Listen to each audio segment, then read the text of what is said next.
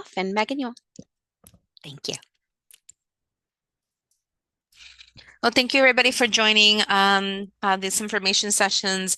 If you have any questions or concerns or needs, please put those in the chat like Victoria mentioned earlier. We will also be sending out information as we get information. Megan and Victoria are really great about putting those emails together. If you need any assistance with anything, please let us know so we can connect you with those services. Hopefully we continue to have these phone calls throughout the week so we can give as many updates as possible. And let you know what we know as we get information as well. I know that usually Dominique is here and Jessica's here to give some updates as well. So I'll shoot it back to them and Victoria. Yeah, and it looks like we're still waiting on Dominique to join us. But Jessica, do you have an update from the county? Sure, yep. And Dominique is setting up a shelter. She's at a shelter, so she may not be able to hop on, but I'm here now. Sorry, Oh, everyone. that's okay. Hi. Awesome. I'll give a quick weather briefing if that's all right. I'm sure many of you have already seen Hurricane Milton is a Cat 5. That means winds are at or above 160 miles per hour. This is pretty much worst case scenario play really happening here for us in the Tampa Bay region. We're getting closer to landfall, which means the confidence in the modeling has increased with somewhere in the Tampa Bay region we'll be receiving a direct landfall.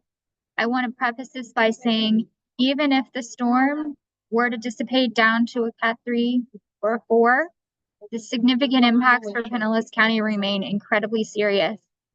So what we're looking at as of this point is 5 to 10 inches of rain with pockets up to 15 inches. So a significant flash flood warning, significant flash flood risk for our community. We're currently in a flood watch. The other factor is 8 to 12 feet of surge. I said this yesterday. We saw 8.2 feet of surge last week with Hurricane Helene. This is significantly higher. So the neighborhoods that flooded last time, it'll be those neighborhoods that didn't flood last time. That's how high the water is going to come up. So we need folks to really take this very seriously. Today is the last day to make preparations. So whatever you need to do to get your home safe, clients safe, your organization safe, and in a better place probably than most of us are located, today is the day to do that. We have a 2 out of 5 tornado risk, so very high tornado risk. I anticipate that will increase as the storm gets closer. And at this time, they're forecasting sustained winds potentially greater than 110 miles per hour. So I just kind of want you to all absorb what that means, what that could look like. We have not seen anything close to this in the Tampa Bay region in over 100 years. All the other systems that have impacted us, including Irma, I know many of us are referencing Irma, those skirted by our coast. This is a direct landfall. This is a big deal. So at this time, special needs mandatory evacuations has been issued for levels A through C. I anticipate, and I was just going to call, they'll be issuing mandatory evacuations and just, I think the press conference is in an hour or so. So those are coming. But you guys can kind of read through the lines of what that will mean. Even with evacuations, right, that's based on surge zone. So if you are in a structure that you do not think can sustain winds, you need to take that very seriously because that's not what the evacuation zone is based on winds, it's based on surge. CIC is operational, so if you have questions and you need to get a hold of someone, you can reach out to the CIC. PSTA is running free routes. We do have 6 shelters currently open. So our general and pet shelters are Largo High School, Gibbs High School, and Palm Harbor University. Our special needs shelters, one of them has changed, so I want to make sure everybody hears this. Traditionally, we have used Johns Hopkins as a special needs shelter that will not be opening this time. Any work that's at Johns Hopkins will be transferred to Oak Grove Middle. So do not have anybody report to Johns Hopkins. Oak Grove Middle will be taking that place for the special needs shelter. The other 2 are Palm Harbor University and Dunedin Middle School. I've seen a little bit of questions of why that decision was made, so I just want to let you all know. There's concerns about water inundation in some of the sewer pumps stations in St. Pete with that amount of surge.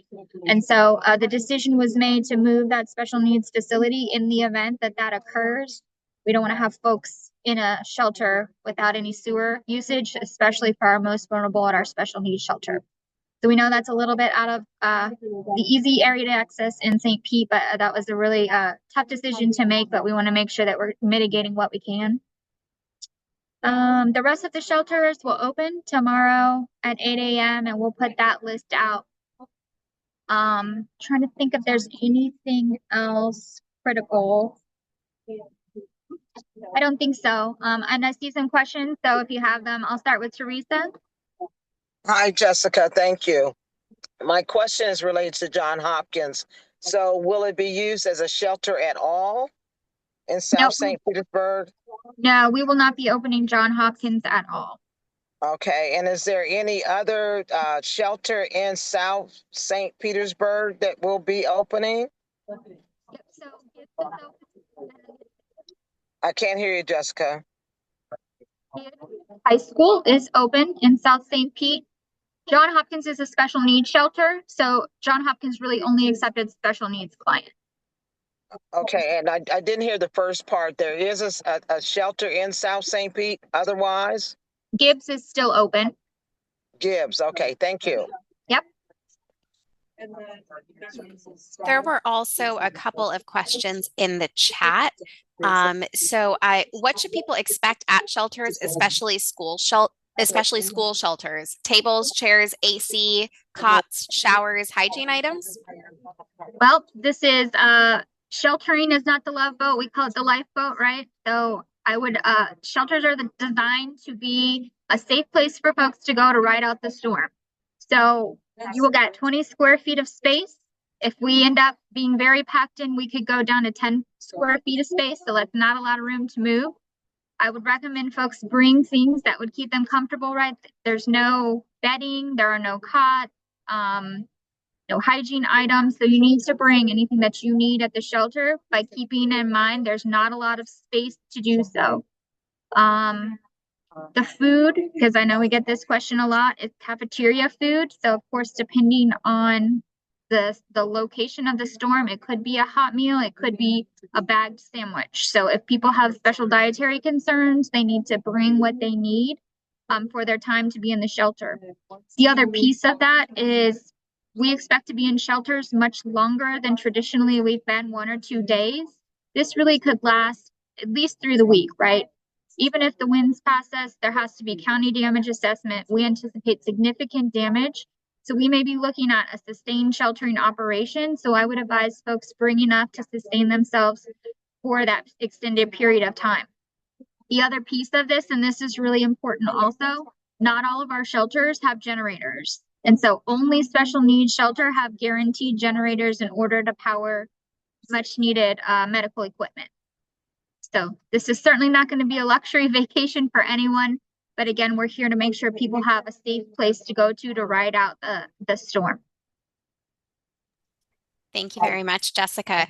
We also had a question. Will Pinellas Hope be doing intakes tomorrow? I can go ahead and answer that one. No, they will not be doing intakes tomorrow. Pinellas Hope is evacuating, and they will not be doing intakes tomorrow. So that is that one. Let's see. Our next question, Dominique answered that in the chat as well. Thank you. I'm trying to get my way down the chat. That might have been the end of our questions in the chat for right now. Jessica, there's another one.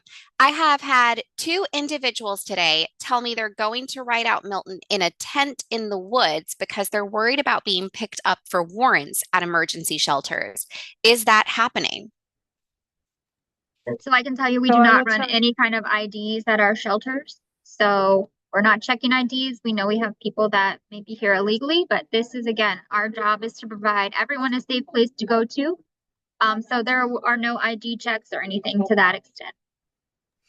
There had been a question about sexual offenders and shelter. Could y'all address that on this call as well?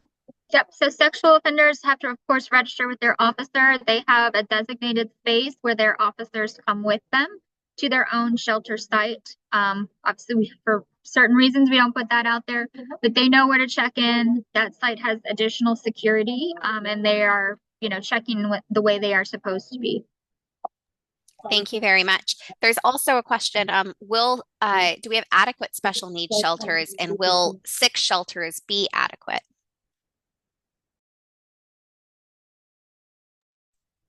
Looks like Jessica's frozen, so Dominique, Yep, go ahead. So there are 3 special needs shelters that do have adequate spacing. However, there are over 20 shelters that will be coming online tomorrow. That's the comment I wanted to say. If you Google, you can find a list of shelters that have been used in the past. Do not print that list and start distributing that list, because some of those sites are going to be operational and some new ones are coming on site. For case in point, with one of the special needs shelters having to change that. So just be watching for that as that gets released. Right now, at this moment, 6 are live, but there are or they're already staffed to support further sheltering.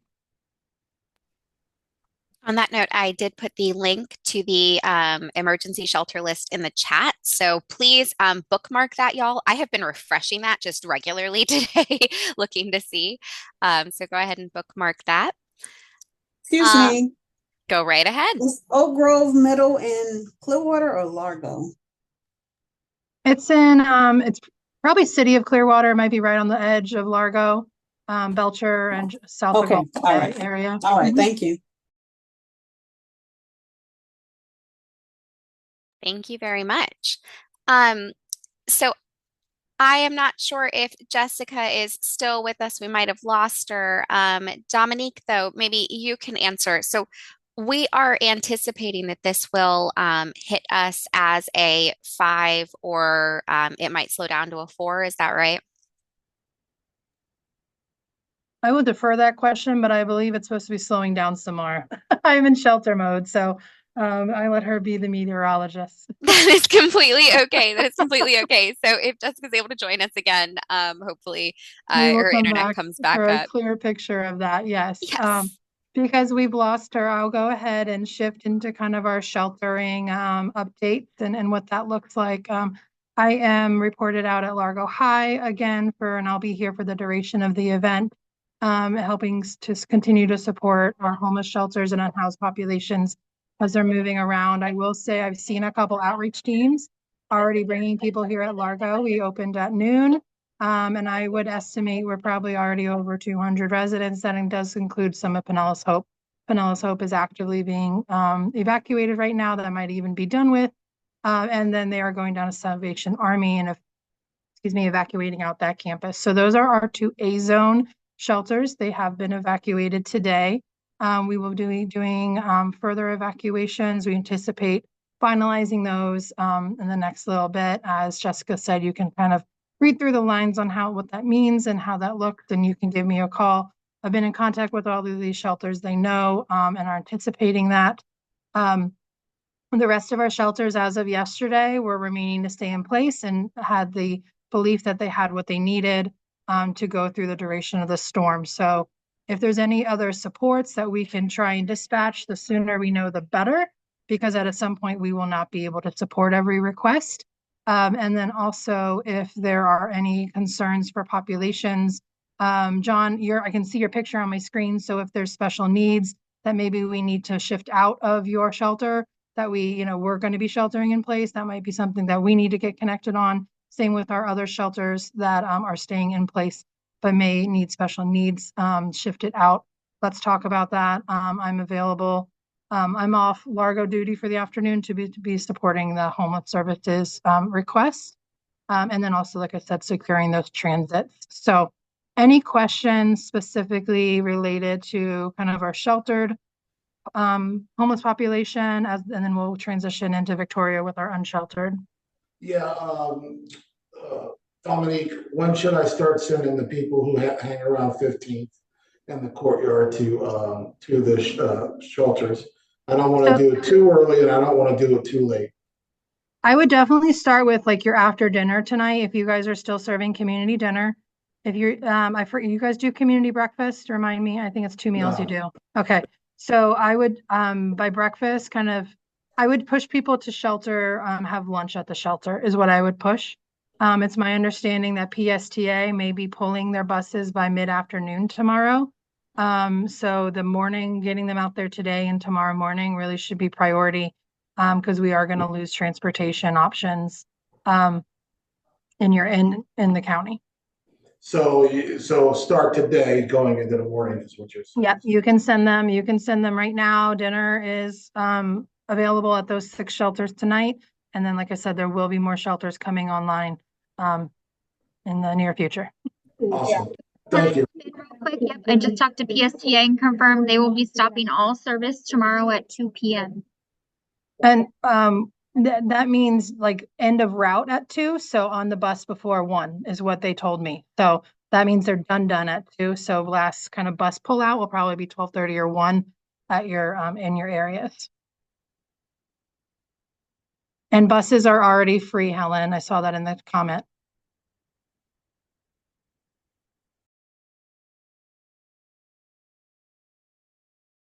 Any questions for me? Jessica, when you got lost, you got dropped, they were asking about when the storm is anticipated to make landfall. What is the expected strength? Is it what category? Well, it's hard to determine, right? There is talk that it could go down some, but I don't, like I mentioned at the beginning, I don't think at this point the category matters, right? We're looking at 12 foot of surge, up to 15 inches of rain, sustained winds greater than 110. At this point, it's a matter of numbers. So I would say, please don't get stuck on the category. I think we need to get our heads wrapped around the intensity of the hazards, because that's going to be what I think everyone should be basing their decision making on. Jessica, are we anticipating just A, B, and C evacuations, or do we also anticipate D evacuations? Yeah, it should be. Should be. Yeah. At this point, it's A through C mandatory. I know some counties around here are doing recommended or voluntary. So I would say, again, it depends on one, how close you are to the water. That's what the evacuation decisions are based on surge, but also you need to be assessing the structure of your facility to determine if you think they can sustain those winds. So that evacuation level, again, is for surge. You need to assess the durability of your facilities in order to sustain those high winds. Thank you very much for making that so clear for everybody. Does anybody else have any other questions for Jessica or Dominique while we have them on the line, or concerns?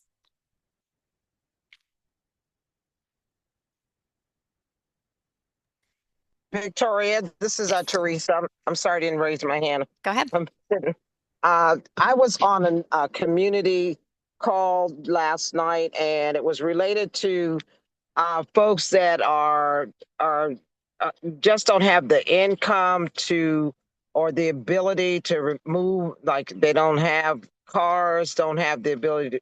The long and short of it, the question was raised about the special needs questionnaire. I believe that is prepared by the county emergency management, and a suggestion came up that they not only ask about health needs, but also special needs, like folks that have very little income, of any, to be able to navigate getting to shelter, or getting all, like they talked about folks on, hopefully they're registered, people that are on second and third level apartments in the Bartlett Park area, who some of them were wheelchair users, and the concern was that making sure that we not only consider health issues, but maybe add a question related to income, and a lot of folks that are very low income, their special need is the fact they don't have money to do these things.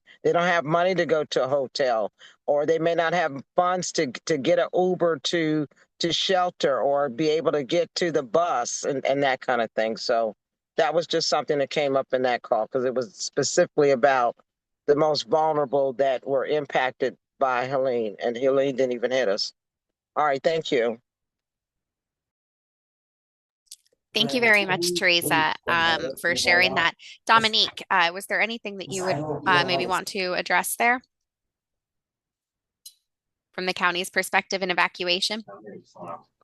Maybe lose Jessica again. Okay, I know Jessica's there. I'll defer to Jessica because she works with all of those teams. Sure. Yeah, I know in the past we've seen the Uber codes that has not been relayed to us that's available for this storm. That's a in-kind donation from Uber. So we're at the mercy, I guess, of that. Again, that's why PSTA rides free, and that's also why we rely so heavily on this network. You guys are the ones in the field to be able to help us relay this messaging. So I definitely think as an after action, I want to make sure we don't forget that piece of advice, Teresa. I think it's important. And that's, again, I think while you all have the ability to get out in the field and get out to where our folks are, and please, relay the urgency, get folks to buses, however that looks in your network, we're relying on the entire community to help us relay the urgency of this event.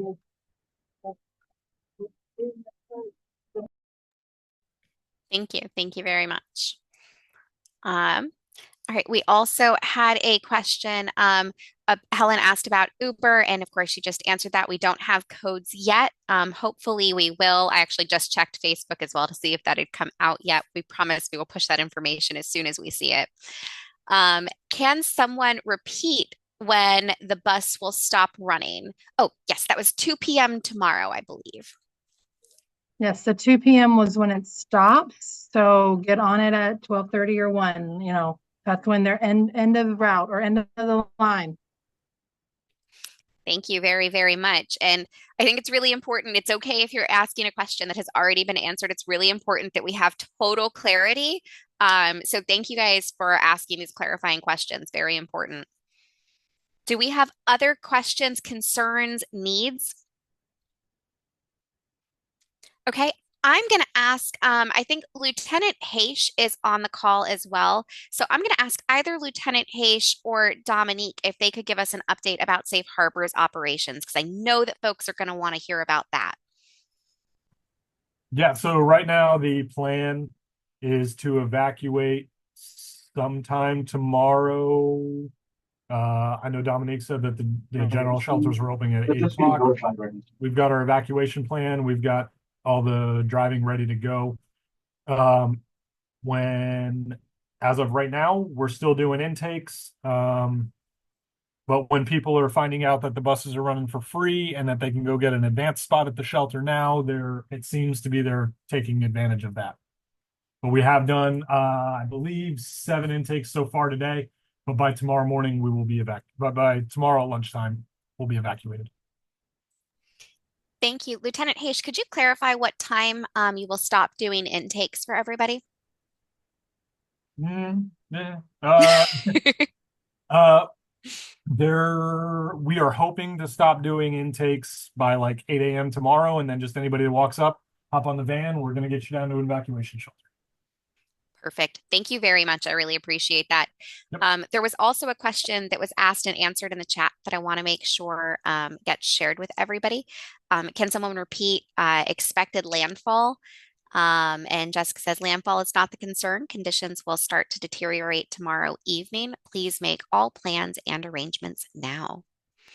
And this is Dominique again. I'm just supporting what Haish had said, is that at this point, we are not directing people to Safe Harbor. There's already shelters open.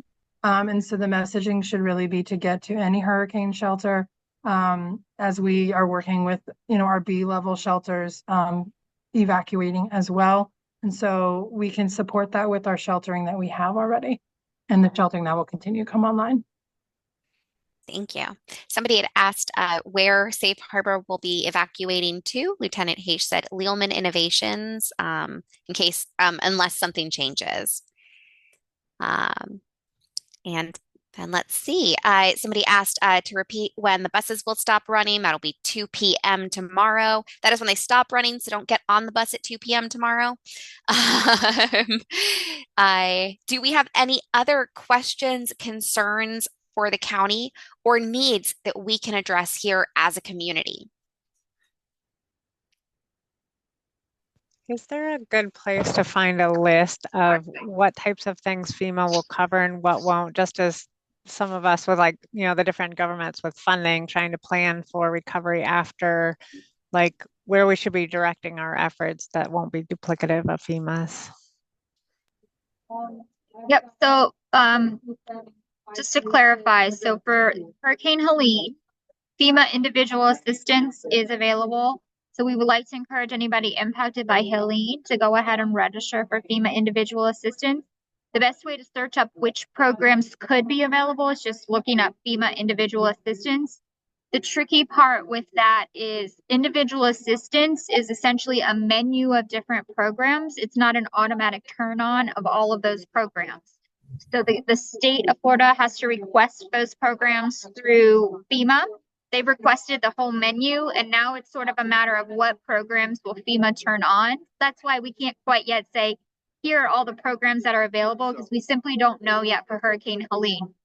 For Hurricane Milton, obviously IA has not been turned on yet, but of course we anticipate it will. So I would be sure that as soon as that's passed, folks can start registering for FEMA. I believe you can even pre-register. So go ahead, register for FEMA. That way you're on the list so that when we get over this hump of the actual impacts, we can start getting people assistance. The other important thing about applying for individual assistance through FEMA is they use that data to determine which programs they may turn on in our community. So if we can relay the severity of the need, that helps write our narrative for those programs to be turned on.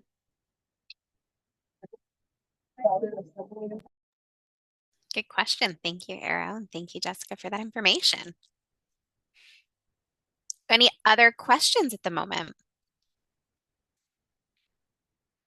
Not hearing or seeing any, I am going to ask if one of our folks with 211 can give us a quick update on how things are going at 211 and what your operations will look like through this storm.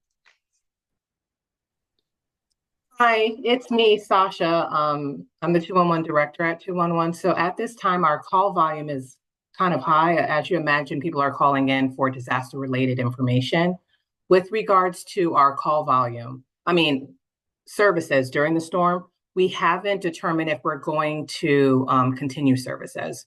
We're waiting for direction from leadership in regards to what we're going to do, our next steps. And Sasha, I just want to clarify, is that what you guys typically do where another community takes over? It's not that 211 doesn't exist. Right. So typically, so I was just wanting to clarify. Typically, when there is a storm, we route our calls to another 211 outside of the state of Florida, and they answer calls to us. Once the storm has passed, then we evaluate our staff's capability to answer calls. And then if our staff are able to work, we route the calls back to 211 Tampa Bay Cares. Wonderful. Thank you for that update. I'm sure that is helpful for everybody. And Dominique, thank you for that point of clarification, because I am guessing that there were a couple of folks on the call a little bit nervous.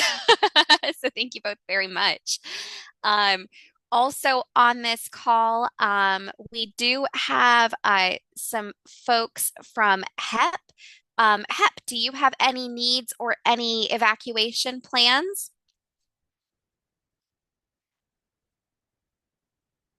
Well, while they work to unmute, yes, I am coordinating their evacuation. I believe their building is shutting down at 1 o'clock, so their building is already shut down, but we will be transitioning those residents at 1. After this call, we're going to be finalizing that schedule, hopefully for tomorrow morning. Thank you very, very much. And then we also have Salvation Army St. Pete on the call. I know Salvation Army St. Pete will be evacuating. Are there any other updates from Salvation Army St. Pete?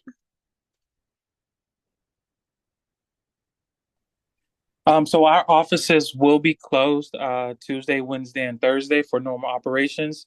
And I have all my staff basically, we're in a group chat, and then I'll inform everyone of our operations for Friday morning. But as of right now, we are closed just as city and statewide from what I'm seeing. Wonderful. Thank you very much.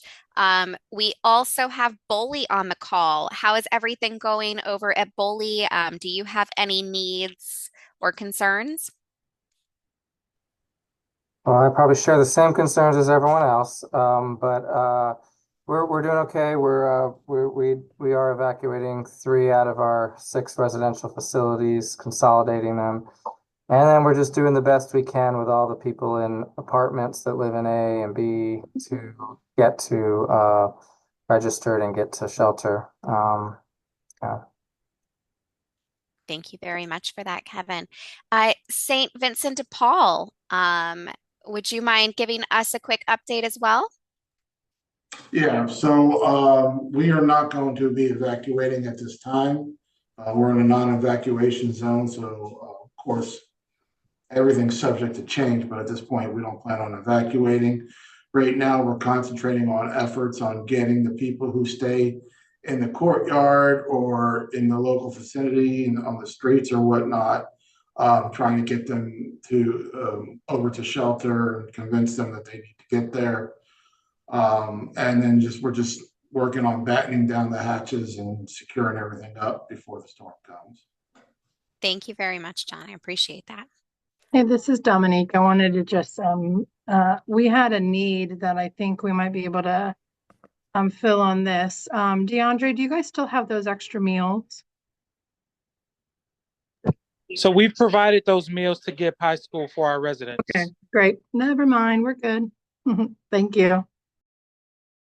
Was there a need, though, Dominique, that maybe somebody on this call can help fill that they don't know they can help fill? Was there a need for meals? No, it was if those meals hadn't found a place yet, I was going to try and find a home for them, but Okay. they've already found a home. Thank you. Okay. I just wanted to make sure if somebody did need food, we talked about it here. Okay, wonderful.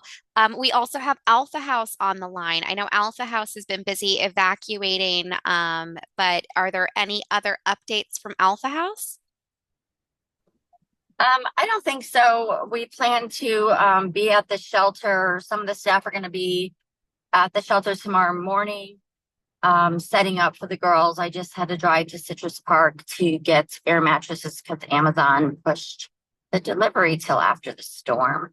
So they're going to be there tomorrow setting up. So the girls are probably going to be coming between 3 and 4, I'm thinking, to be locked into the shelter. I've been in touch with Dominique. We had one extra girl that showed up today that we're taking in, so we have just one extra person, but we'll have 3 staff with them and we will be good to go. Wonderful. Thank you so much for that update. And then I did see that there was a question in the chat. I promise we will get to that question just as soon as the county has a second to answer it. I know Dominique was working on something else for a second, though, so we will circle back to your question, I promise. Hi, this is Dominique. So right the generators are hooked up to natural gas, so they're not tanks for refilling. And then other schools also have like backup power for so many hours, but those schools that are for special needs do have the means to support that for long-term recovery if needed. And there's contracts as well to execute to pop in for that. Yes. Hi, hi. So our tanks are not natural gas; it's propane. We use AmeriGas, and I was wondering what other programs that are running off of gas, like, is it a requirement for them to come out? You know, what are the state laws requiring those emergency stances? Because it's new for us to have the generator, and it's something that's coming up.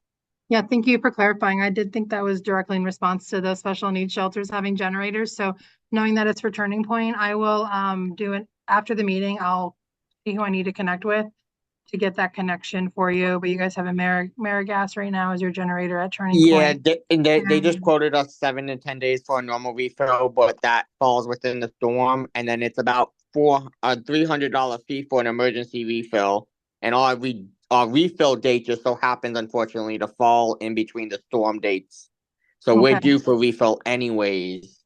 And do you use that that's just for your generator, or you also it's use for a that generator and then our stove? Okay. Stove and generator. Okay. I'll follow up on that after this call and reach out to you directly. I appreciate you. Thank you. David, don't go anywhere. Do you want to give a West Care update while you're on the line? Yes. So West Care outpatient offices are closing down starting tomorrow. West Care Turning Point will remain open and taking intakes until about Wednesday morning. We are sitting at about 56, 57 clients at the current moment. Once we hit our cap, we'll be starting a wait list. But if there's anybody in general that are in need of the services for a homeless individual that is facing substance abuse or their inability to stay clean despite negative consequences, they can reach out to me directly and I can try to sort them out into a bed here, or refer them to an appropriate shelter that fits their needs. That is wonderful. Thank you so much, David. So everybody heard that. Turning Point. If you do have somebody struggling with substance use, you can still reach out to David. I think he just put his number in the chat. So that is still a resource. We also have the VA on the line. Can we get an update on the VA? Hi, we're just working down our vulnerable population calls. We call all of the veterans in our HUD-VASH apartments and within our GPDs, HCHVs to make sure they're safe. They have an evacuation plan. So, we're working through those. We do know where we can send persons. So I think we're pretty set. We are evacuating a lot of our inpatient persons at the VA campus to other VAs. So a lot of movement going on this week. We are working, as far as I know, all day tomorrow. There'll probably even be some of us online on Wednesday. I'll definitely have my phone. Dominique and I have talked quite a bit over the last couple weeks. So if you need me, I'll have my phone through the storm. Wonderful. Thank you very much. Daisy, do you want to give an update, or I can also give an update about the HLA schedule over the next few days? I can give an update. So we do have some of our HLA staff who are evacuating because they're in those evacuation zones and want to make sure that our staff is taken care of. However, Megan, Victoria, and I will always be manning the calls and making sure that communication is being sent out, and any requests or anything that needs to get approved, I'll be here available as well. So we're available. Some of my staff may not be available as promptly as needed, but you can always reach out to myself, Victoria, or Megan. Thank you very much, Daisy. Are there any other providers on the call that I did not call on who have a need or an update for us? Ooh, great one. Thank you very much. Imani Smith with the HLA wanted everybody to know that HMIS will be available via the help desk. So if you have HMIS needs, they are still available as a resource. Just so you know. Any other provider updates, questions, or concerns? Not hearing any. Any updates? One quick question. What is HMIS? I'm not aware. Thank you. HMIS is the Homeless Management Information System. It is the centralized database that a lot of the providers in our area use. So we just want to make sure that everybody knows you will still have access to that resource. Good question. Thank you very much, Robin. Any other questions, points of clarification, concerns, needs?